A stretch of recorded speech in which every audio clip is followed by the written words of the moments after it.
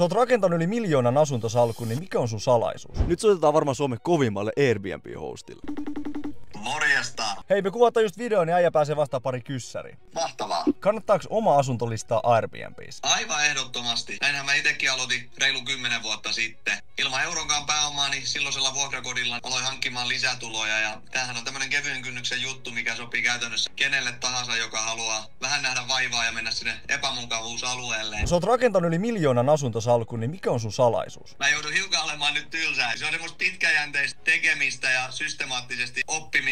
Ennemmin tai myöhemmin se rupeaa sit näkymään myös tuloksina siellä viivan alla. Se mun filosofia on sellainen, että ennemmin vähemmän tuottavampia asuntoja kuin enemmän heikosti tuottavia asuntoja. Mitä asuntosijoittaminen on sulle mahdollistanut? Aika ja paikka riippumattoman toimeentulon ja mahdollisuuden elää sellaista elämää, kun oikeasti tuntuu täällä itselle oikealta. Eli kyllä se on semmoista vapautta ja valinnon mahdollisuutta, mitä se on mulle tuonut elämään. Ei mitään, kiitos vastauksisi Joonatan ja kuullaan taas. Mahtavaa, näin tehdään, kiitos.